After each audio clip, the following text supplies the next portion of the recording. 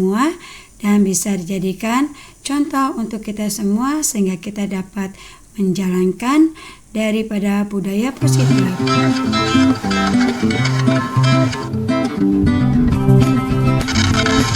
Sebelum mulai, maka saya mengadakan absensi terlebih dahulu untuk kehadiran yang akan saya jelaskan di video tersebut.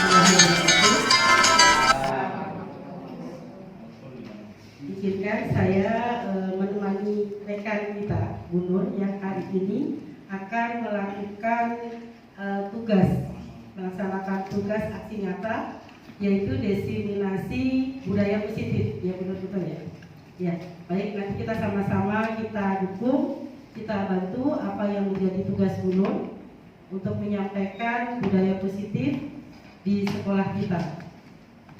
Tak panjang kata, mengingat waktu, saya persilahkan Bunda untuk memberikan sambutan sepatah dua kata-kata untuk kita semuanya, terutama Bunda. Silakan Bunda. Terima kasih ini selaku pembawa acara yang sama-sama kita hormati Pak Yosef dan Bu Sri Minasi, teman-teman, ibu bapak guru, wabil khusus ini yang sedang kita nantikan aksi nyatanya yaitu Bu Nur. Assalamualaikum warahmatullahi wabarakatuh. Puji syukur, marilah sama-sama kita panjatkan kehadirat Allah, Tuhan yang Maha Kuasa yang selalu melimpahkan rahmat dan hidayah-Nya kepada kita semua, sehingga alhamdulillah pada siang hari ini kita bisa berkumpul di tempat tercinta ini guna akan sama-sama belajar ya, karena teman kita alhamdulillah Bu Nur sudah beberapa kali pendampingan dengan PP.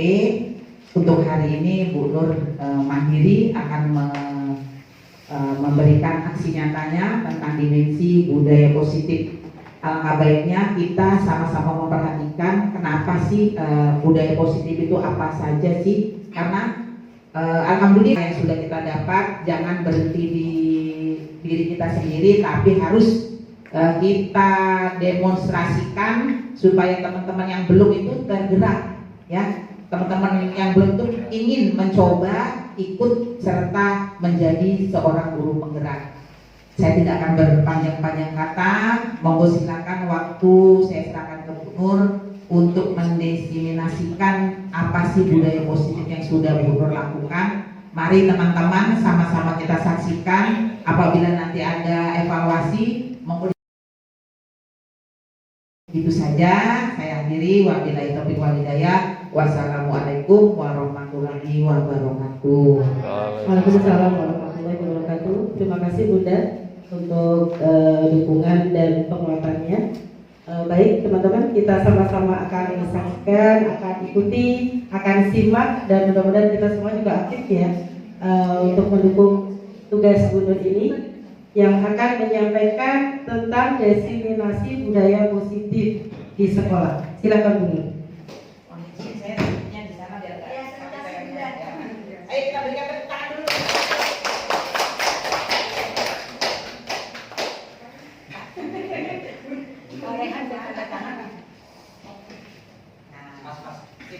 Ya. Bismillahirrahmanirrahim. Assalamualaikum warahmatullahi wabarakatuh. Alhamdulillahirabbil alamin. Wassalatu wassalamu ala asyrofil anbiya'i wal mursalin wa ala alihi wa sahbihi ajmain. Amma ba'du. Yang terhormat Kepala Sekolah Bunda Sugiana, alhamdulillah sudah hadir di tengah-tengah kita walaupun tadi sempat keluar, dan alhamdulillah sudah ada di sini. Terima kasih Bunda. Untuk Wakil Kepala Sekolah Ibu Sri Winarti, Pak Yosef, terima kasih atas supportnya bisa hadir di sini, serta teman-teman semua yang hadir di sini. Dan juga untuk MC terima kasih sudah membantu ya, dan kita mohon maaf, puji syukur kepada Allah Subhanahu wa taala yang telah memberikan kita semua kesehatan yang pasti, sehat iman, sehat jasmani, sehingga kita semua dapat berkumpul di ruangan ini dalam tema diseminasi budaya positif aksi nyata di modul 1.4 yang akan dipandu oleh saya sendiri, Siti Noraini, calon guru calon guru penggerak angkatan 10 dari SDN Suntaragung 09. Mohon dukungannya. Baik, Bapak Ibu, kita harus tetap semangat ya. Tapi tadi mohon maaf, sepertinya tadi belum sempat kita berdoa ya. Berdoa dulu untuk supaya lancar jalan ini. Marilah kita bacakan Bismillah bersama-sama. Bismillahirrahmanirrahim. Terima kasih. Nah, supaya kita lebih segar, terus saya juga bisa lebih agak-agak sedikit rileks. Gimana kalau saya kita ice breathing terlebih dahulu ya? Boleh ya? Ya, biar siang-siang ini kan masa-masa riskan. Masa iya kak. Asik. Ya sedikit berkeringat ya. Nggak apa-apa. Habis makan kita keringat senam sedikit sehingga mengeluarkan energi yang lebih semangat lagi.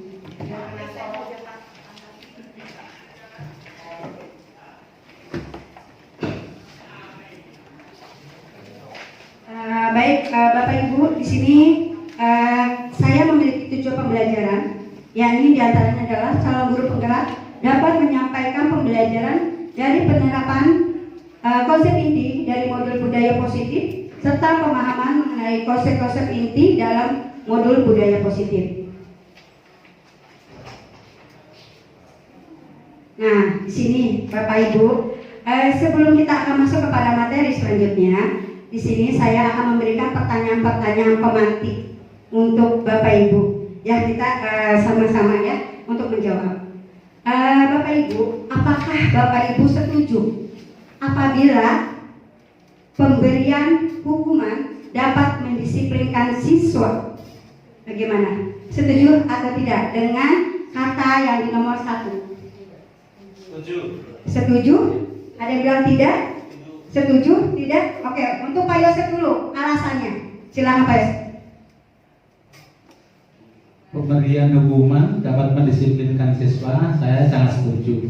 Cuma dengan catatan dalam bentuk tertulis ya. Artinya ya tidak fisik dan sifatnya mendidik. Misalnya anak itu tidak membuat PR ya, meskipun PR-nya hanya 5 nomor, itu wajib kita ya bukan bahasa sanksi sih, kita beri tindakan disiplin yaitu dengan cara mengerjakan 2 kali. 2 kali. Saya 5 suruh mengerjakan 2 kali lagi. Karena di samping memantapkan materi yang kita berikan, itu nanti akan ada catatan untuk laporan ketika kita berhadapan dengan orang tua murid gitu, bahwa jenis tanda petik pelanggaran yang ringan itu ada buktinya. Jadi tidak hanya berbentuk lisan tapi harus ada bentuk tertulisnya dan wajib diketahui oleh orang tua. Oke, ya baik, kita kunci jawabannya untuk Pak Yosef. Tadi ada saya mendengar dibilang tidak setuju, Ibu Umi ya? Boleh, silakan Bu Umi. Pak Andra juga tadi ya, kita Bu Umi aja katanya. Gak usah tegang-tegang, udah biasa. Silakan Ibu Umi. Ya, baik, terima kasih dulu. Kalau kata hukuman, saya tidak setuju. Karena kalau hukuman itu biasanya membuat anak itu menjadi memiliki pengalaman buruk, pengalaman atau trauma gitu ya yang tidak baik. Nah, mungkin lebih tepatnya restitusi. Restitusi itu ada 3 tahapan gitu.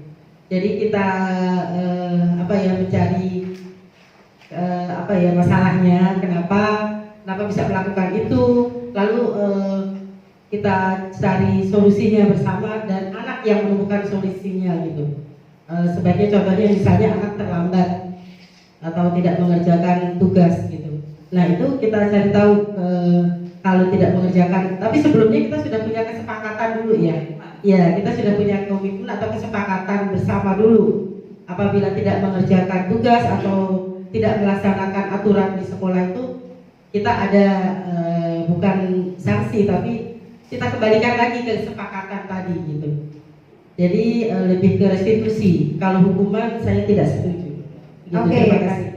baik.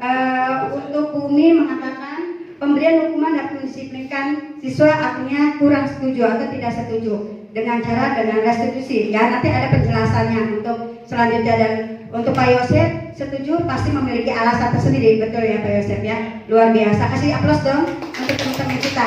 Di awal udah mulai bergairah ya untuk berkomunikasi kita. Baik, untuk yang lainnya nggak apa-apa. Masih ada lagi pertanyaan. Yang kedua, pemberian hadiah dapat meningkatkan prestasi siswa. Setuju atau tidak? Setuju. Nah,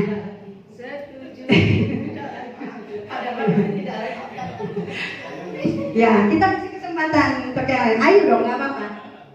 Silakan Ibu Eva. Ya, tadi dikatakan pemberian hadiah dapat meningkatkan prestasi siswa.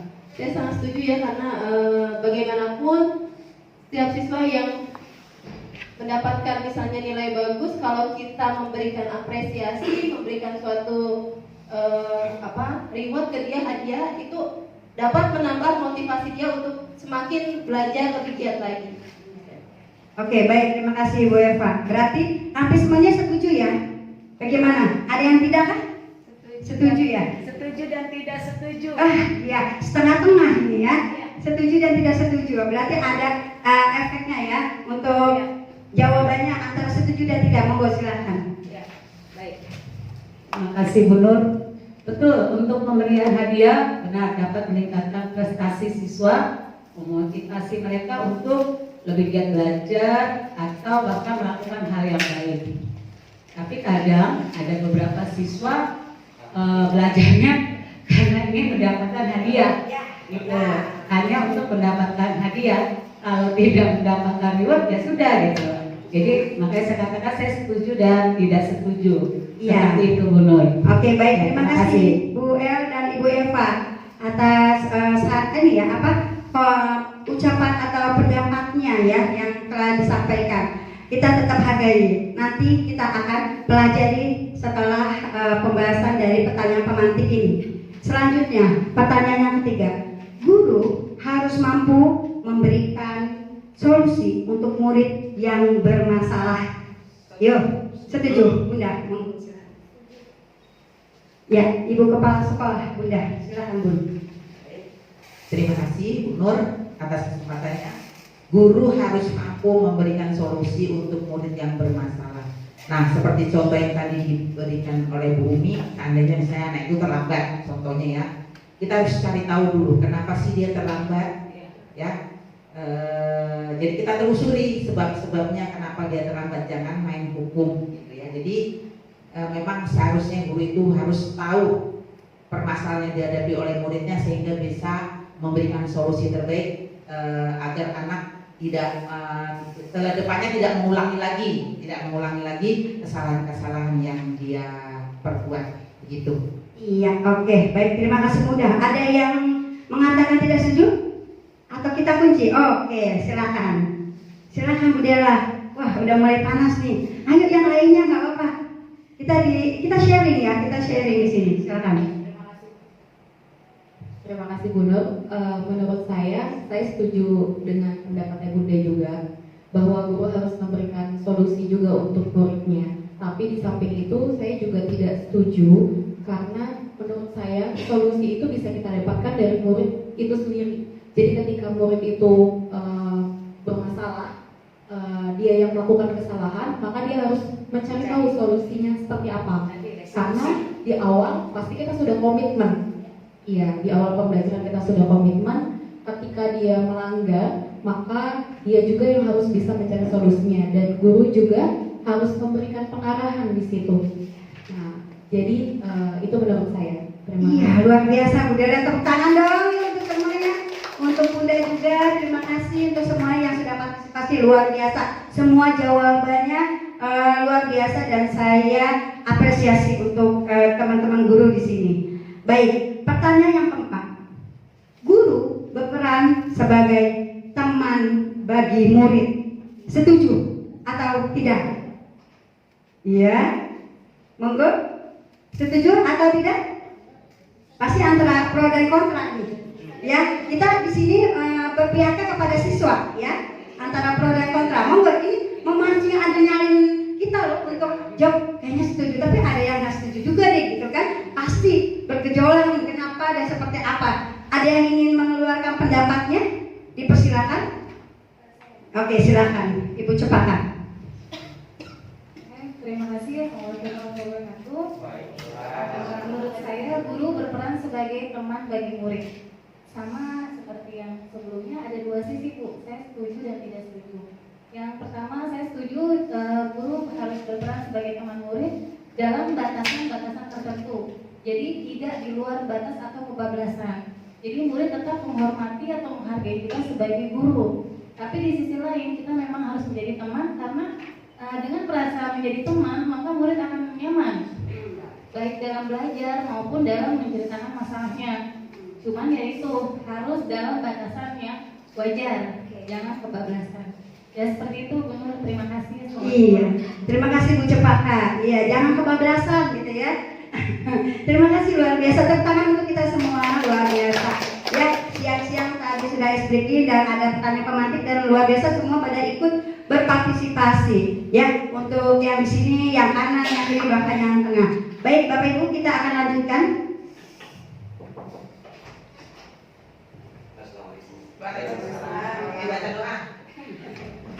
Baik, Bapak Ibu silakan untuk melihat slide di atas. Di sini tujuan pendidikan, ya. Tujuan pendidikan menurut Ki Hajar Dewantara yaitu menuntun segala kodrat yang ada pada anak-anak agar mereka dapat mencapai keselamatan dan kebahagiaan yang setinggi-tingginya. Ya, di sini ada bahasa menuntun. Ada bahasa menuntun. Pasti mungkin Bapak Ibu udah gak asing ya dengan kata menuntun. Layaknya seperti kita menuntun anak kalau mau nyebrang. Iya gak sih? Nah, pasti ada betul yang namanya kasih sayang. Agar supaya apa? Melindungi, menjaga supaya tidak terjadi hal-hal yang tidak diinginkan. Betul nggak? Bahkan cara menuntunnya aja tidak bisa dengan sembarangan. Ya, ketika anak datang sendiri. Coba saya ingin tahu, Bapak Ibu, dalam pemikiran Bapak, bahasa menuntun itu apa sih? Selain tadi yang seperti yang tadi saya contohkan, ada yang ingin mengeluarkan pendapatnya? Iya, silakan Pak Yosef. Kata menuntun, ya, kalau dari bahasa Jawa artinya termasuk bagian dari memapah, ya. Dalam rangka koridor kita biasanya kalau kata menuntun kita antara hubungan fisik, ya, misalnya tangannya kita gandeng, ya, dengan tujuan supaya di anak itu kita tuntun sesuai dengan tujuan yang ingin kita capai, sehingga bagian dari pendidikan ini nanti akan tersampaikan ke anak, ya, terutama yang berhubungan dengan akhlak, pengetahuan dan lain sebagainya. Iya, betul Terima sekali. kasih. Ya, terima kasih Pak Yosef, luar biasa ya. Teman-teman benar sekali apa yang tadi disampaikan oleh Pak Yosef, bahwasanya menuntun itu adalah tindakan untuk mengarahkan ya atau membimbing siswa ya menjadi lebih baik dengan cara apa? Dengan cara lembut, dengan cara memperhatikan yang dengan penuh perhatian dan dengan penuh kasih sayang. Jadi kita tidak bisa dengan cara menuntunnya itu dengan cara kasar. Ya pada dasarnya kan anak atau peserta didik kita itu juga kan sama seperti anak kita yang mungkin bukan anak-anak tapi udah seperti melekat di hati kita. Itu bahasa menuntun. Lalu di sini jelas bahwasanya anak-anak agar mereka dapat petani itu adalah kita, guru. Ya, sedangkan dalam petani itu pasti butuh bibit. Betul nggak? Nah, bibit itu adalah siswa. Nah, bagaimana caranya supaya bibit itu menjadi bagus hasilnya? Dengan cara apa? Dengan cara disiram, dipupuk, lalu diapa lagi? Dirawat dengan penuh kasih sayang dan perhatian. Nah, sama halnya seperti kita. Kita ibaratnya petani yang bisa merawat dari siswa tersebut menjadi lebih dekat dengan kita. Gitu. Kita tidak bisa memaksakan Bapak Ibu. Setiap siswa itu memiliki keahliannya masing-masing. Kita menanam jagung, nggak mungkin jagung tersebut bisa menjadi singkong. Betul nggak? Nah, kita menanam padi supaya bagus, bagaimana caranya? Seperti yang tadi saya sebutkan, dirawat, dipupuk, dipelihara, dan dikasih air yang baik seperti itu. Tapi kalau seandainya kita rawat dengan baik, maka otomatis akan menghasilkan hasil yang baik. Berbeda kalau kita tidak peduli dengan tanaman kita, apa yang akan terjadi? Hancur ya, rusak tanamannya. Itu diibaratkan menurut filosofi Ki Hajar Dewantara. Ya, Bapak Ibu ya. Kita akan lanjut. Baik, di sini ada budaya positif. Budaya positif di sekolah. Ya, yaitu nilai dan kebiasaan di sekolah yang berpihak pada murid agar mereka dapat berkembang menjadi pribadi yang kritis, penuh hormat dan bertanggung jawab sesuai dengan profil pelajar Pancasila. Alhamdulillah ya Bunda, Bapak Ibu, kita sudah memiliki budaya-budaya positif. Kita setiap hari ada yang namanya penyambutan siswa dengan 5S. Ya, senyum, salam, sapa, sopan, santun. Kita guru-guru menunggu di depan dengan kesepakatan gitu ya Bunda ya, dengan senyuman, dengan penerimaan yang hangat.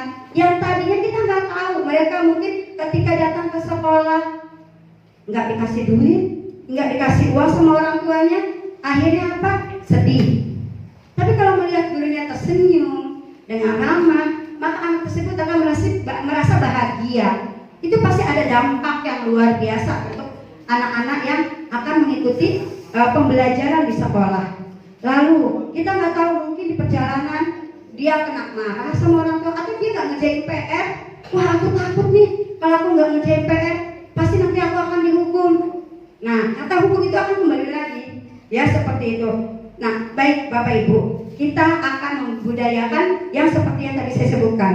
Lalu ada lagi pembiasaan yang selalu kita lakukan dari hari Senin sampai hari Jumat.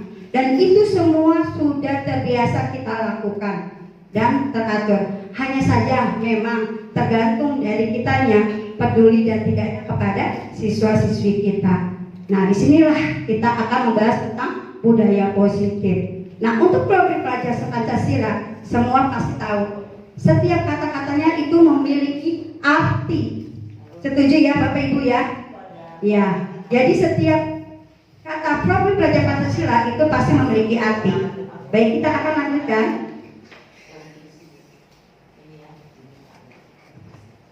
Ya, baik Bapak Ibu, di sini ada konsep utama budaya positif.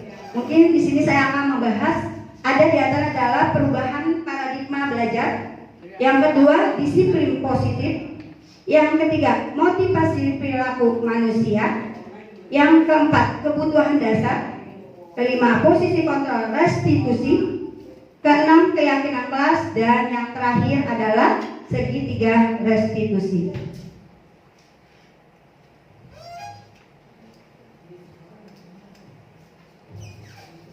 Baik, yang pertama yaitu tentang perubahan paradigma belajar.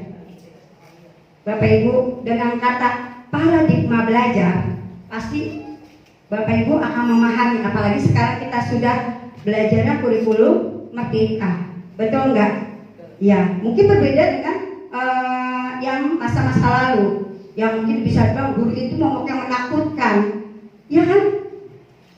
Kalau pengalaman saya pribadi, waktu saya kecil masuk kantor aja nggak berani loh Bapak Ibu, karena bahasanya tuh guru itu udah yang benar-benar wow, luar biasa gitu kan.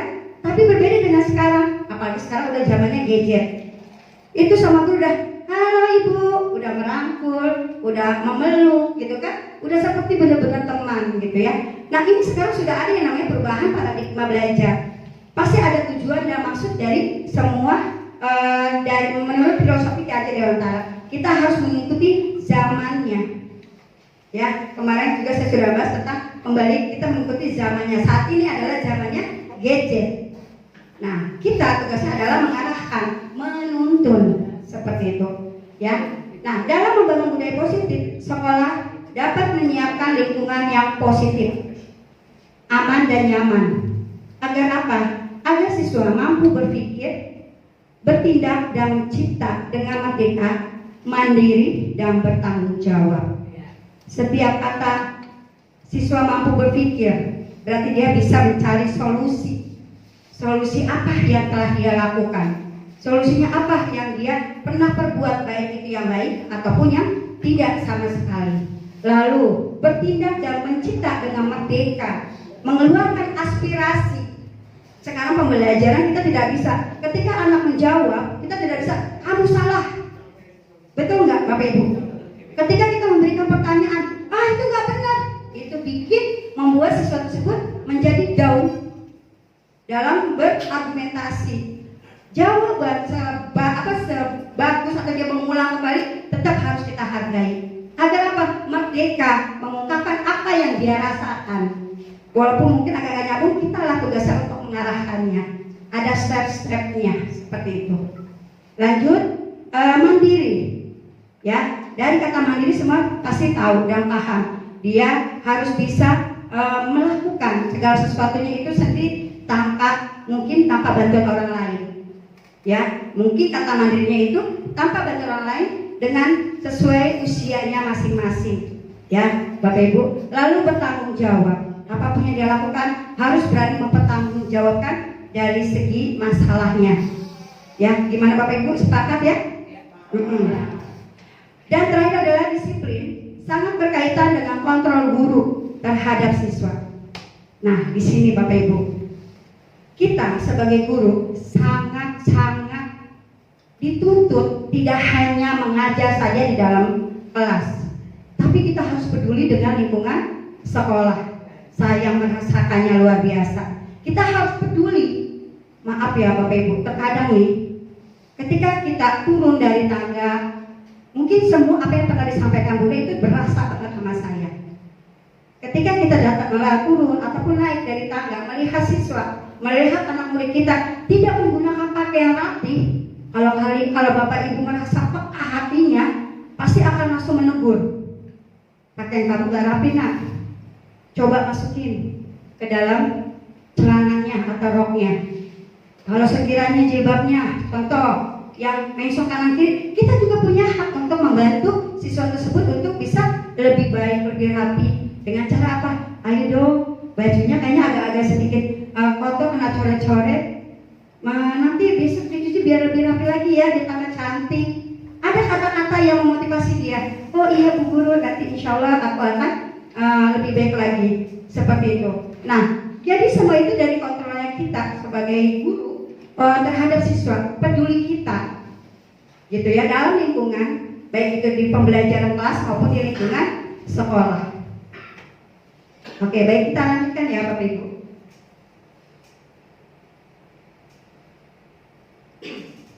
Baik Bapak Ibu, di sini ada tulisan.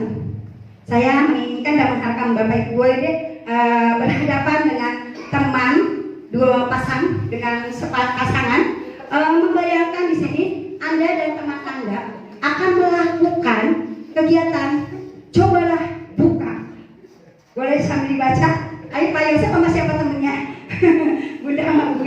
Ayo sama siapa? Susi, siapa yang A, siapa yang B?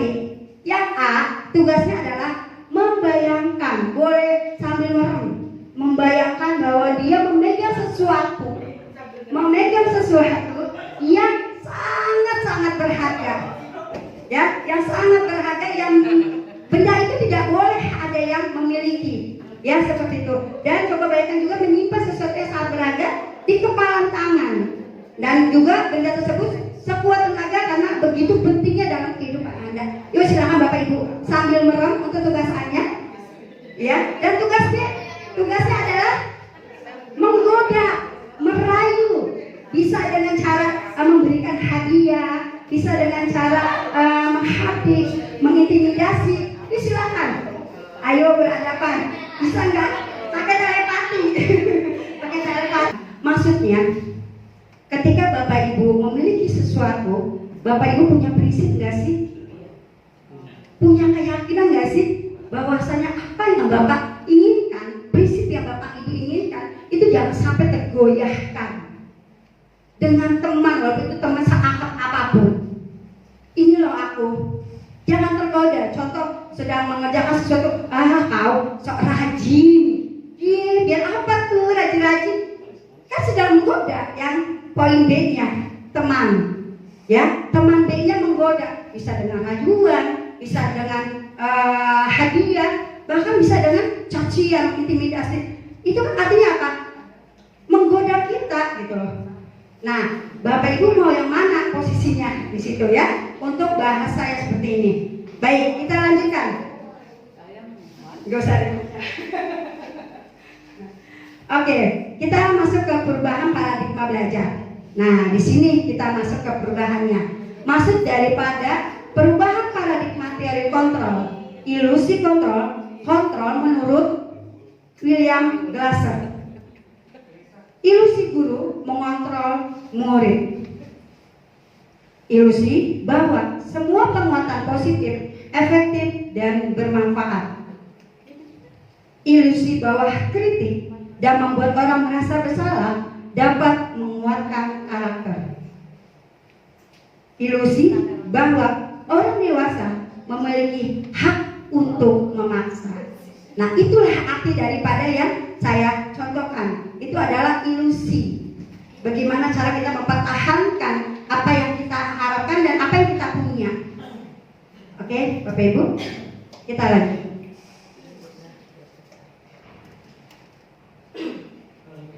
Nah,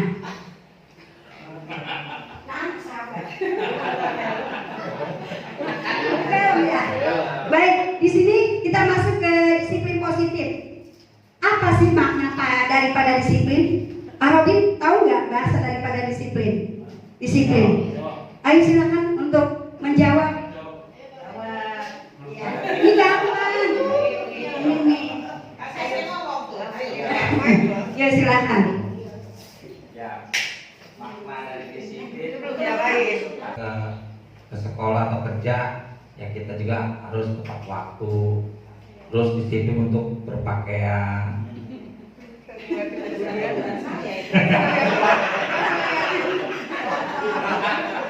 Pokoknya disiplin untuk bekerja, itulah makna dari disiplin yang saya ketahui. Oke, baik Pak Robi, tepuk tangan dong buat Pak Robi. Ada lagi yang ingin menambahkan dari kata disiplin? Miss Nurul nih, silakan Miss. Menurut Miss Nurul apa? Oke, arti disiplin menurut saya yaitu adalah bergerak sesuai aturan, menaati segala aturan, dan jika lalai atau melanggar akan dikenakan sanksi. Oke, seperti itu. Oke, baik, terima kasih. Ini kata-katanya udah penuh dengan arti, ya kan? Yang namanya disiplin itu pastinya kita kata Pak Robin datang tepat waktu, itu juga termasuk benar, ya kan? Bertanggung jawab itu contoh luar biasa Pak Robin, nggak apa-apa. Dan menyimpulkan langsung untuk Miss Nurul. Baik, kita akan masuk dari kata makna disiplin. Ya, berasal dari bahasa Latin, yaitu tutup usia. Tidak ada kata berhenti dari kata belajar. Saya seringkali menyampaikan kepada anak-anak, kalian belajar itu tidak mesti di sekolah, tidak mesti di kelas. Kalian sedang bermain saja, itu sudah pasti belajar. Kalian sedang ngobrol sama teman kamu, bertukar pikiran, itu juga udah belajar. Seperti itu, ya. Jadi belajar itu tidak mesti harus di sekolah. Dimanapun kamu berada, disitulah kamu belajar, ambil dari pelajaran yang ada di sekitar kalian. Sering sekali saya menyampaikan seperti itu. Lalu makna dasar dari kata ini berkonotasi dengan disiplin diri dari murid-murid. Nah, pasti memiliki tujuan bagaimana caranya supaya apa yang kita inginkan, apa yang kita harapkan, pasti kita akan lebih mendisiplinkan diri kita. Contoh hal, kita menginginkan sesuatu apa yang kita inginkan. Wah, bagaimana nih? Saya aja Bapak Ibu, tugasnya banyak, saya catat di kertas. Apa nih ya? Besok ngerjain apa ya? Ini apa ya? Supaya apa? Enggak kelupaan. Itu dari disiplin juga, disiplin untuk diri sendiri. Seperti itu, kadang manusia suka lupa ya, Bapak Ibu. Lanjut. Namun dalam budaya kita, makna kata disiplin telah berubah menjadi sesuatu yang dilakukan seseorang pada sampai setiap individu, yaitu nilai-nilai profil pelajar Pancasila yang berpihak kepada siswa.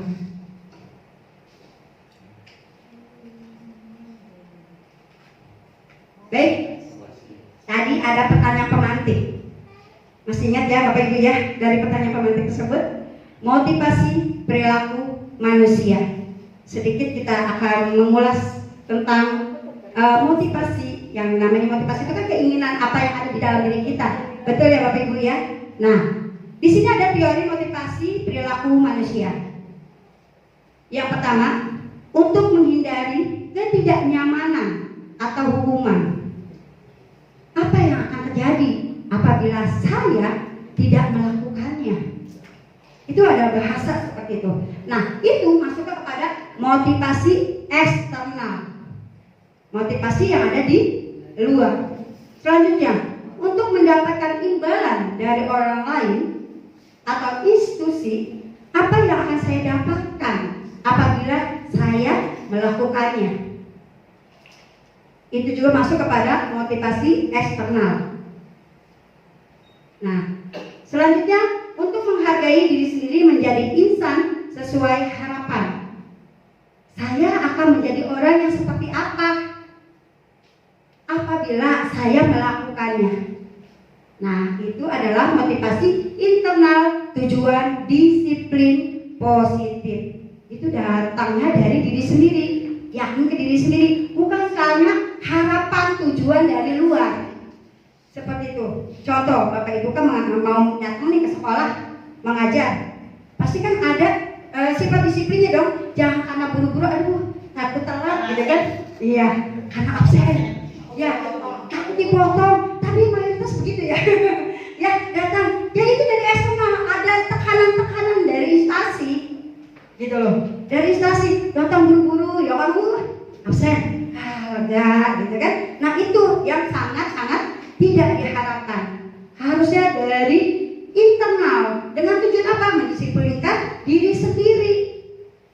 Apa tujuannya dari eksternal? Aku ingin jadi contoh buat anak-anak aku, anak murid aku terutama. Ya, maunya kita seperti itu ya Bapak Ibu ya. Tapi terkadang memang kondisi di jalan suka tidak mendukung. Tapi itu bukan suatu alasan. Ya, bukan suatu alasan. Karena apa? Karena kita tahu, wah jalanannya jauh, macet. Bagaimana ya caranya supaya aku tidak datang pas tepat waktu gitu kan? Wah, bagaimana nih dipotong nih berbulan-bulan? Bagaimana contoh untuk siswanya melihat Bapak ini telat mulu, kita sudah datang tepat waktu, dan itu yang sangat tidak diharapkan. Ya Bapak Ibu ya, kita sama-sama belajar, kita bisa merubah diri, sama-sama mendisiplinkan diri kita sendiri. Seperti itu. Sepakat ya Bapak Ibu ya? Ya, sepakat. Bismillah ya. Kita akan lanjutkan. Ya, merdeka. Bahasa merdeka itu luas banget. Ya nggak sih? Luas dan banyak arti. Ya, dengan kata merdeka itu luas dan banyak arti. Wah, aku kan merdeka. Indonesia dan mereka termasuk anak-anak. Ini kan kurikulum merdeka, Bu. Masa saya harus duduk manis dengerin ibu? Mana kreativitasnya, Bu? Aku menonton, bosan. Ada yang seperti itu. Gitu loh. Dan kita sebagai guru harus bisa memiliki gaya-gaya tersendiri yang bisa membuat anak-anak itu menjadi lebih termotivasi. Seperti itu. Merdeka itu artinya tidak hanya terlepas dari perintah, akan tetapi juga cakap buat memerintah diri sendiri. Ya seperti itu. Jadi Bapak Ibu, dari kata merdeka, jujur, pasti Bapak Ibu punya planning dalam setiap pembelajaran. Tiap tahun kan kita punya siswa berbeda-beda, betul nggak sih? Ya, berbeda. Nah, tahun ini mungkin kita sudah mengenal setiap siswanya, karakter si A, si B, si C. Kita udah mengenal. Akan tetapi akan berbeda lagi nanti tahun depan. Kayak saya belajar pengalaman. Siswa-siswa saya untuk saat ini saya pegang, alhamdulillah, ya, itu takut kalau suruh maju. gak berani, ayo maju. Mungkin Bunda udah pernah lihat langsung, ayo mau nanya, diem aja. Ya, mungkin yang pernah ngajar tahu gitu. Aku punya strategi nih, dan itu sangat bermanfaat sekali. Alhamdulillah gitu ya. Setelah saya ikut calon guru penggerak, saya banyak belajar. Jadi kita masuk ke calon guru penggerak itu jangan berharap macam-macam. Anggap itu adalah bonus. Kalaupun ada apa-apa, tapi kita cari ilmunya. Wow, luar biasa banget. Dan sangat berdampak untuk saya pribadi, terutama. Gak usah senyum Pak Andra. Ya, luar biasa pokoknya. Saya ngalamin langsung. Ilmunya sangat bermanfaat. Nah, inilah kita kan saling berbagi, sharing ya jadinya gitu. Nah, akhirnya apa? Oh iya, ternyata ada strategi yang luar biasa. Apa? Saya bikin dengan cara literasi, membuat siswa-siswi saya antusias sekali dengan program yang saya buat di dalam kelas untuk sementara ini. Jadi luar biasa pokoknya Bapak Ibu untuk ilmunya, dan terutama kita mau merubah diri kita sendiri, berpihak kepada siswa. Baik, kita lanjutkan. Kita masuk kepada kebutuhan dasar manusia. Realitas kebutuhan setiap orang berbeda-beda. Setuju ya? Kita harus berusaha memahami pandangan orang lain tentang dunia. Setiap orang memiliki gambaran yang berbeda. Sama seperti anak didik kita. Dia punya gambaran apa yang akan dia inginkan. Dia punya cita-cita apa yang dia inginkan. Kita tidak bisa memaksakan, kamu harus jadi guru, kamu jadi polisi. Bahkan orang tua pun juga tidak punya hak untuk memaksa. Ya, kebutuhan dasar manusia untuk bertahan hidup. Yang pertama, cinta kasih. Rasa memiliki dan dimiliki. Ayo, Bapak Ibu, ini akan ada contoh 5 kebutuhan dasar manusia. Bertahan hidup. Kita tahu yang bertahan hidup bagaimana? Makan, pakaian, lalu tempat tinggal, keamanan, kesehatan. Nah, itu untuk bertahan hidup. Oke? Lalu selanjutnya kasih sayang dan rasa diterima. Apa itu? Rasa diterima, diperdulikan, berbagi, kerjasama, menjadi bagian dalam kelompok. Selanjutnya penguasaan. Penguasaan akan harga diri, keinginan untuk dianggap, memimpin, berprestasi, diakui dan didengar. Ini poin-poinnya. Dan lalu kebebasan. Kebebasan itu berupa mandiri, memiliki pilihan, mencoba hal baru, mampu mengendalikan arah dirinya, dan kesenangan. Nah, ini banyak anak-anak banyak senang ya. Lebih dominannya pengennya datang sekolah senang gitu ya. Bermain, humor, antusias, dan tertawa. Ya Bapak Ibu ya. Di sini ada soal kasus. Saya pengen Pak Andra bacain. Boleh ya? Di kelas bernama Afriansa.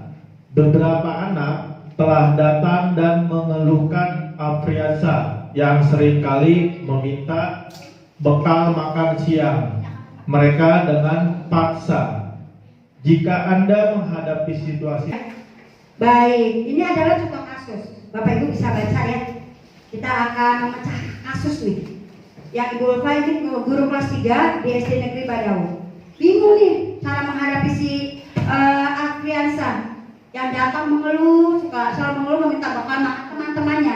Jadi nggak usah di kasus ini. Kenyataannya juga memang banyak. Teman Afriansa jadi perhatian Afriansa.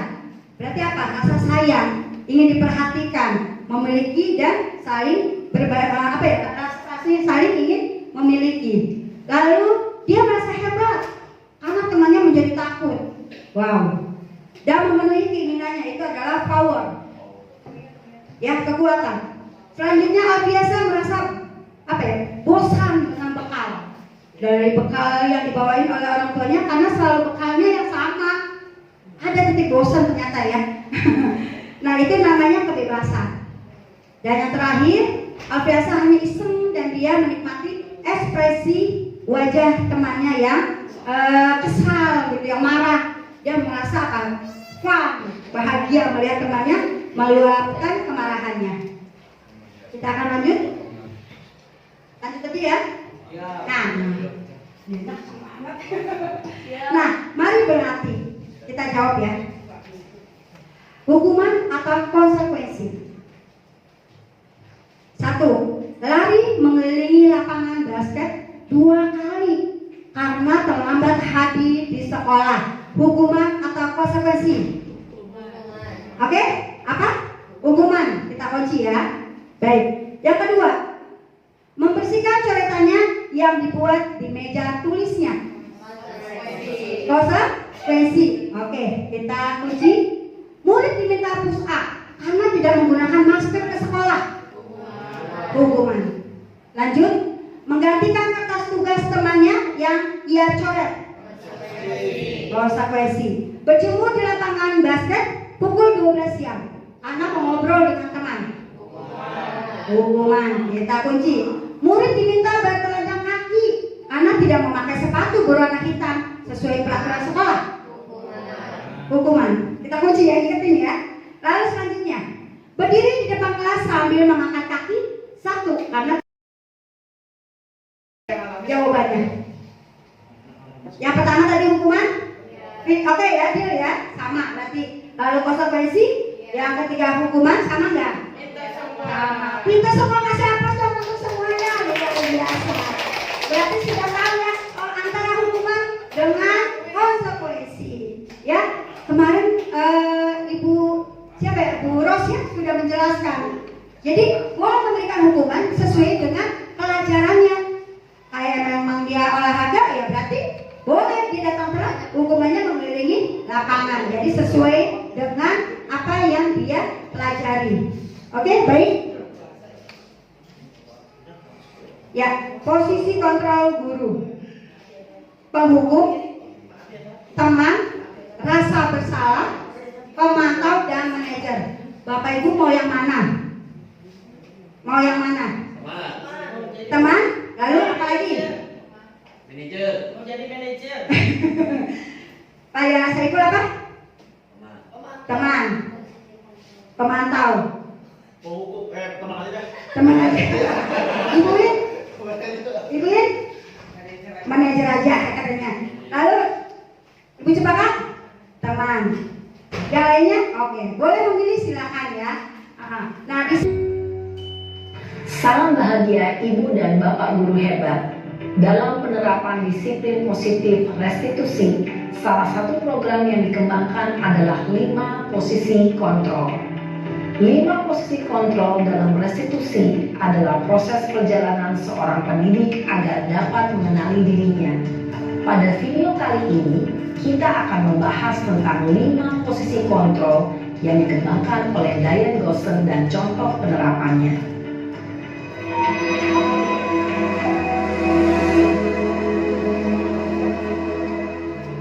5 posisi kontrol itu adalah yang biasa kita lakukan setiap awal. Saya rasa semua pernah ada ya. Hanya kadang suka nggak didokumentasikan. Saya melakukannya tapi tidak didokumentasikan. Sekarang mah kita eksis Bapak Ibu dokumentasi semua baik video maupun foto. Untuk apa ya? Untuk seperti ini. Kalau seandainya ada tugas-tugas maka kita ada bukti. Ya.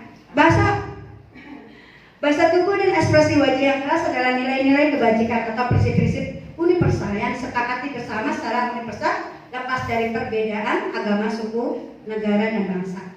Kita lanjut aja ya Bapak Ibu. Nah, sekolah kita. Keyakinan sekolah atau kelas. Guru berperan dalam mewujudkan terbentuknya keyakinan sekolah atau kelas dengan adanya kesepakatan antara guru dan murid melalui diskusi.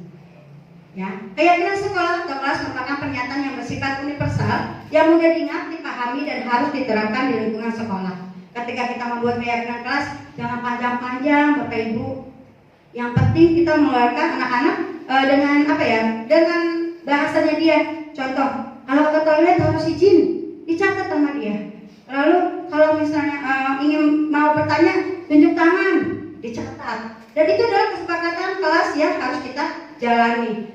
Kenapa? Fungsinya untuk apa? Nanti berfungsi ketika dia melakukan kesalahan, kita ingatkan keyakinan kelas yang sudah kita sepakati di awal semester.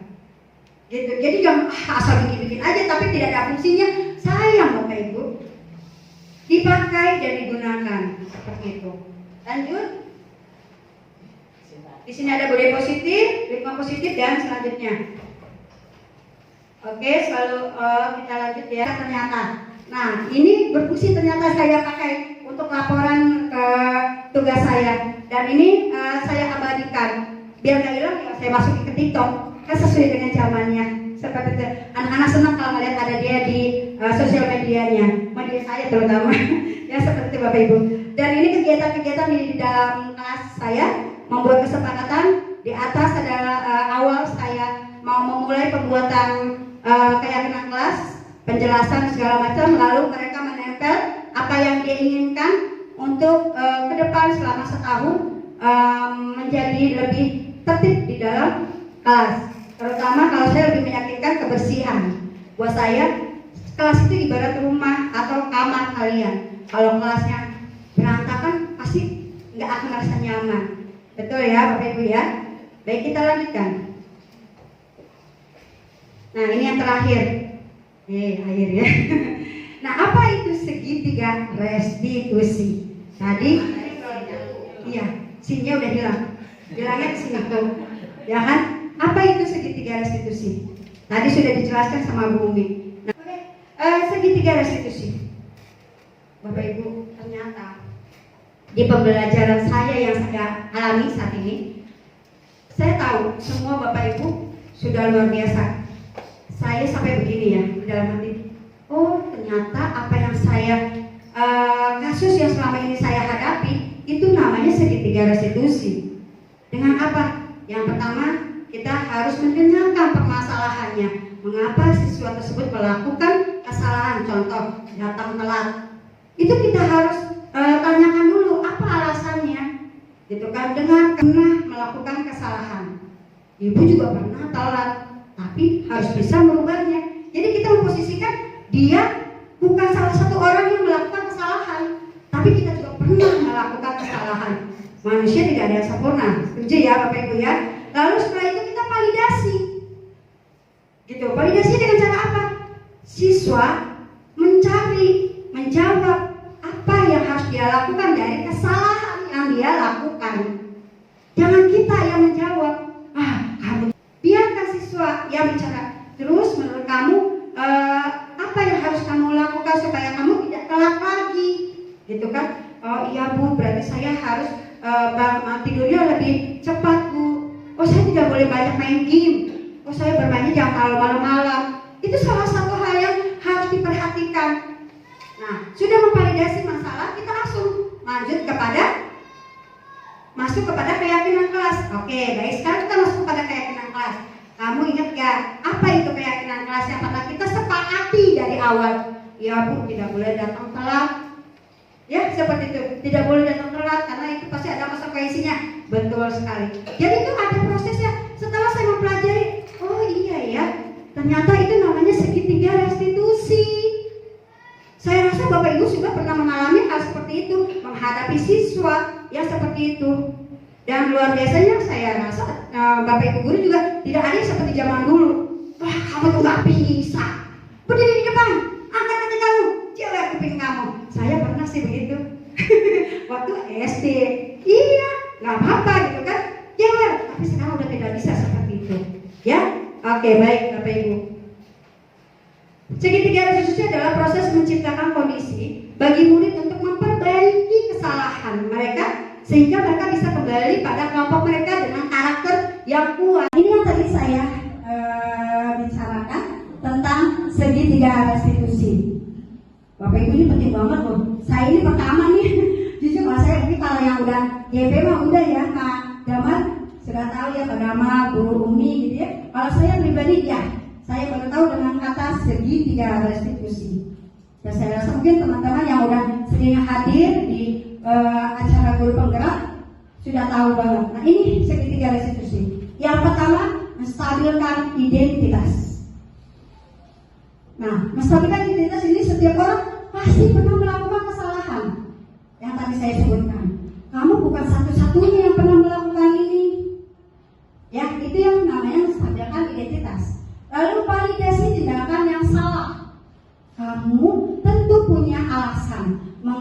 melakukan itu. Saya ketika lagi anak berantem, ya kan, wah tonjok, dia pasti punya alasan. Nggak asal tonjok aja gitu kan, pasti dia punya alasan. Lalu, adakah saya yang lebih efektif untuk mendapatkan apa yang kamu butuhkan? Cari solusi. Ini namanya validasi tindakan yang salah. Selanjutnya, menanyakan keyakinan. Nilai-nilai apa yang telah kita sepakati? Kamu ingin menjadi orang yang seperti apa? Cari solusi, dia yang menjawab, maka kita bersalaman untuk bisa lebih baik lagi. Kita hanya mengarahkan saja sebagai pendidik.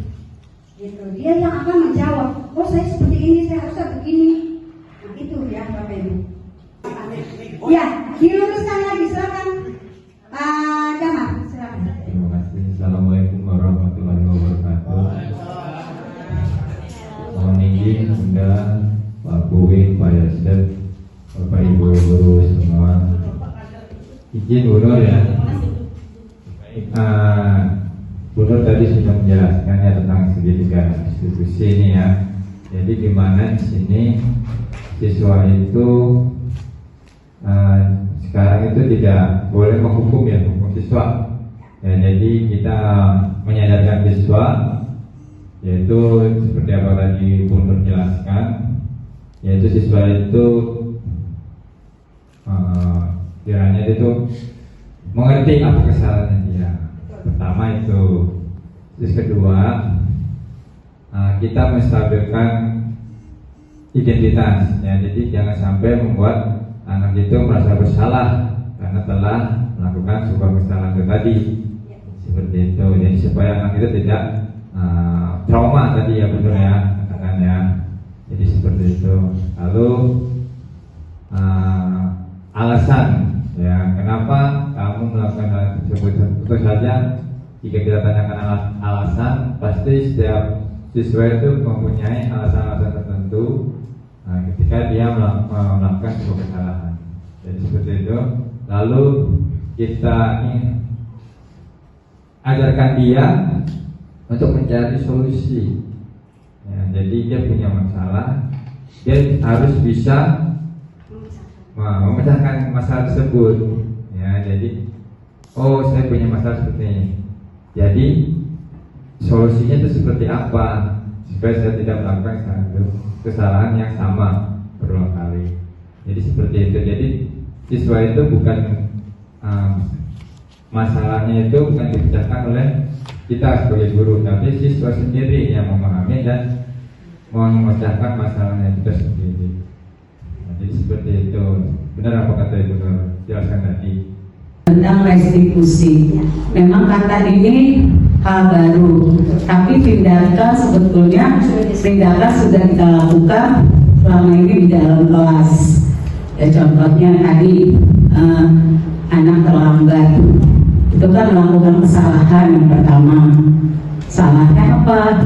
Terlambat. Lalu kita pendekatan, mengapa kamu terlambat?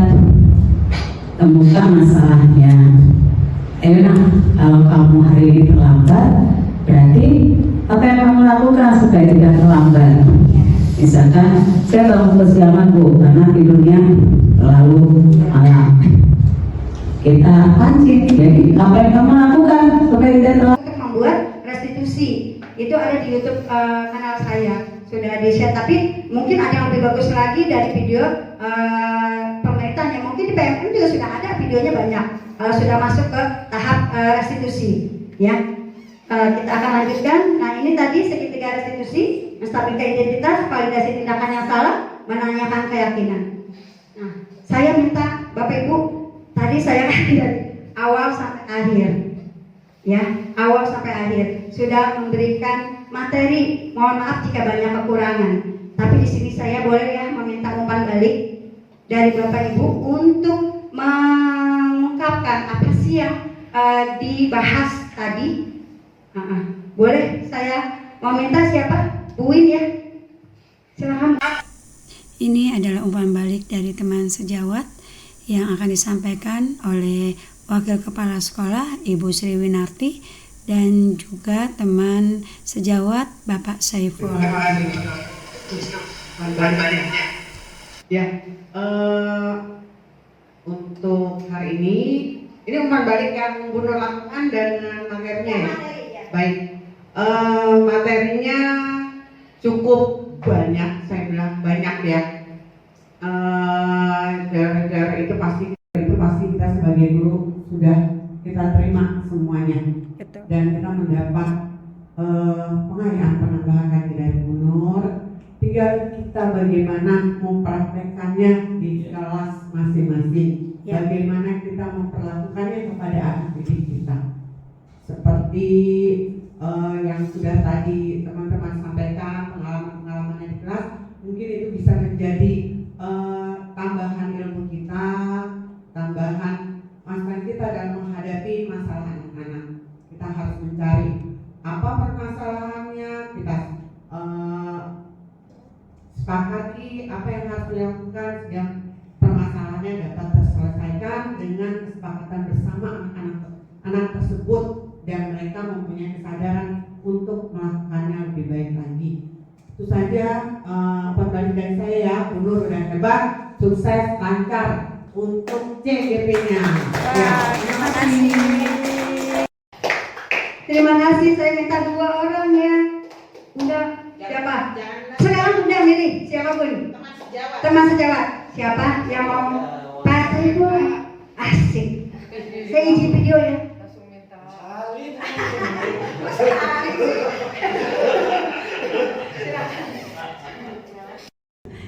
Baik, bismillahirrahmanirrahim. Assalamualaikum warahmatullahi wabarakatuh. Waalaikumsalam warahmatullahi wabarakatuh. Mohon izin Ibu dan Bapak Ibu semuanya. Ini dari sekian materi yang saya terima tadi, mulai dari budaya positif dan paradigma dan kebutuhan-kebutuhan pokok dasar manusia. Ini lebih ke manusia ya, karena dulu saya sempat ikut yang Pak Damar sampaikan itu ya, Pak Damar ya, ada kebutuhan pokok itu manusia ya udah terbiasa kita lakukan. Namun kebutuhan pokok terhadap siswa itu belum kita memperhatikannya. Nah, kita kembali ke materi yang pertama, yaitu adalah budaya positif ya. Nanti mungkin apa yang saya sampaikan nanti akan kembali pada yang disampaikan tentang apa makna merdeka yang disampaikan oleh Ki Hajar Dewantara. Betul. Yang artinya merdeka itu tidak hanya terbebas dari apa tadi itu perintah, namun upaya untuk memerintahkan kita sendiri. Nah, budaya positif yang kita ketahui selama ini di lingkungan sekolah kita yang mungkin ya tiap hari kita lakukan, yaitu adalah menyambut siswa-siswa kita dengan baik, ramah. Saya sampaikan sekian dari saya. Assalamualaikum warahmatullahi wabarakatuh.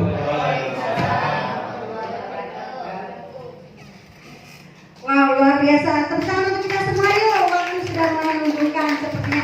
Intinya berarti Pak Saiful menyimak dari awal sampai akhir ya, dan semua teman-teman yang lain juga sama menyimak. Luar biasa. Terima kasih ya atas supportnya kepada teman-teman semua. Untuk yang tadi saya sudah sampaikan, yang tadi kan bilang paradigma. Tadi saya sudah bilang kita kan hanya tugasnya mengajar ya, intinya mengingatkan, menasihati, menuntun. Tadi kan yang digarisbawahi menuntun. Untuk kapan dia berubah kita biarkan waktu yang menentukan. Yang pasti tugas kita adalah mengingatkan, menuntun siswa tersebut. Mau berubahnya nanti dia ketika SMP mungkin, ketika SMA, tapi anak itu pasti tidak akan lupa sama kita. Kita di sini hanya bisa mendoakan yang terbaik untuk siswa-siswi kita. Seperti itu ya. Kita akan lanjutkan karena waktu sudah menunjukkan sudah jam 3. Bapak Ibu, salam guru penggerak. Terima kasih. Thank you. Tepuk tangan untuk semuanya. Terima kasih banyak untuk Bapak Ibu sudah mau menyempatkan hadir dan mau mendengarkan diseminasi, mengikuti tugas saya di aksi nyata. Saya sedikit boleh pantun ya, nyontek dulu deh. Mentari senja, untuk presentasi dengan salam. Wassalamualaikum warahmatullahi wabarakatuh.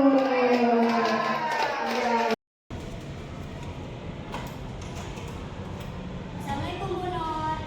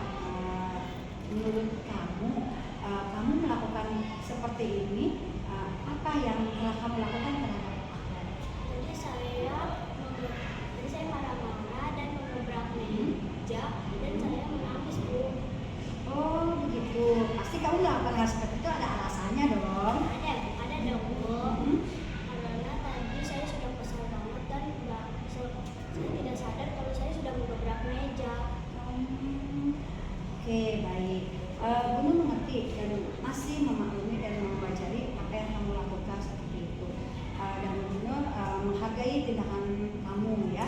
Baik, sekarang coba kita pikirkan, menurut kamu tindakan kamu itu benar atau tidak, sesuai dengan keyakinan.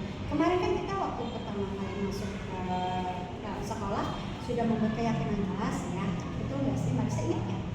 Masih ya, keyakinan kelas. Nah, menurut Marisa, apa yang telah Marisa lakukan itu suatu perbuatan yang benar atau salah? Benar Bu, soalnya saya tidak memukul akbar. Iya, oke, karena oh iya memang kamu melakukan seperti itu tidak sampai memukul, betul sekali, benar kayak itu. Akan tetapi kamu marah-marah, meluapkan emosi kamu, gitu kan, sehingga kamu menangis, gitu. Ya, itu adalah luapan emosi kamu karena tindakan kamu, tugas kamu dilihat oleh akbar, gitu kan? Ya, mengerti. Nah, menurutmu, ya, menurut Marisa, kita kan sudah melakukan keyakinan kelas, ya, bahwasannya perbuatan yang Marisa lakukan itu, menurut Marisa benar atau salah dengan cara marah-marah? Salah Bu. Saya sudah kesal banget. Oke, menurut kamu itu salah, tapi kamu udah kesal banget. Nah, tindakan apa sih seharusnya yang kamu lakukan kalau seandainya tidak dengan cara marah-marah? Harusnya saya diam dan tidak usah banyak berbicara karena Tidak usah marah-marah pastinya ya. Lalu apa lagi? dan saya menasihati akbar tidak untuk mengulanginya lagi. Menasihatinya, apakah pernah berhasil? Terulang kembali, terulang lagi. Nah, berarti seharusnya kamu lebih bersabar lalu melaporkan ke siapa? Bu Nuraini sebagai wali kelas saya. Begitu, baik. Nah, artinya selain itu juga kamu juga harus saling menghargai, betul nggak sih? Karena kamu marah-marah di depan teman-teman gitu ya. Sebenarnya aku harus menghargai teman-teman yang sedang mengerjakan pekerjaan ulangannya. Sehingga terganggu ya dengan kamu itu. Tidak apa-apa, Marisa. Baik, sekarang kita sudah menurut Marisa tadi sudah mengakui apa yang kamu lakukan itu adalah perbuatan yang tidak boleh dilakukan karena kamu marah-marah, betul ya. Yang harus kamu lakukan adalah banyak bersabar dan melaporkan ke wali kelas ya, ke Bu Nur gitu ya, betul nggak Marisa? Betul dong Bu. Ya, nah sekarang artinya kamu harus banyak apa? Bersabar. Oke, lalu apa lagi? Menahan emosi Dan tidak boleh melakukan hal-hal yang tidak boleh dilakukan karena sesuai dengan kesepakatan ya, aturan. Oke, baik. Oke Marisa, nanti kalau seandainya ada masalah apapun boleh kamu bicara sama Ibu Nur, bilang sama Bu Nur ya. Jika memang itu harus ditangani nanti akan ditindaklanjuti. Ya, berarti artinya kamu sudah mengakui kesalahan kamu yang dengan marah-marah, emosi, memukul meja gitu ya, kan kamu ngakuin sendiri ya seperti itu. Baik Marisa, yuk sekarang kamu boleh istirahat lagi ya, mudah-mudahan nanti bisa berubah. Terima kasih Bu Nur. Sama-sama sayang. Assalamualaikum. Waalaikumsalam warahmatullahi wabarakatuh. Assalamualaikum warahmatullahi wabarakatuh. Perkenalkan, nama saya Marisa Andreani, saya dari kelas 5C. Sebelumnya terima kasih Bu Nuraini saya sudah mengizinkan saya untuk berbicara. Saya senang sekali diajak diskusi dengan Bu Nuraini, wali kelas saya. Saya diingatkan untuk menahan amarah karena perilaku teman-teman saya. Saya harus banyak bersabar dapat menghormati teman saya. Terima kasih. Wassalamualaikum warahmatullahi wabarakatuh.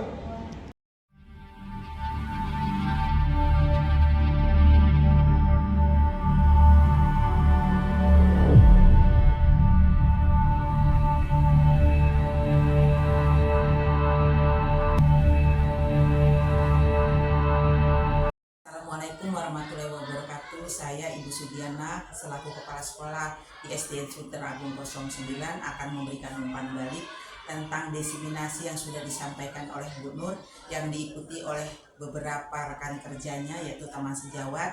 Itu sangat baik sekali jika teori-teori yang disampaikan oleh Bu Nur itu akan disampaikan di dalam pembelajaran dan diimplementasikan dalam pembelajaran sehari-hari. Semoga Ibu dan Bapak Guru bisa menerapkannya sehingga tidak asal memberikan hukuman kepada siswa, terutama siswa-siswa kita yang mengalami kesulitan dalam belajar. Terima kasih.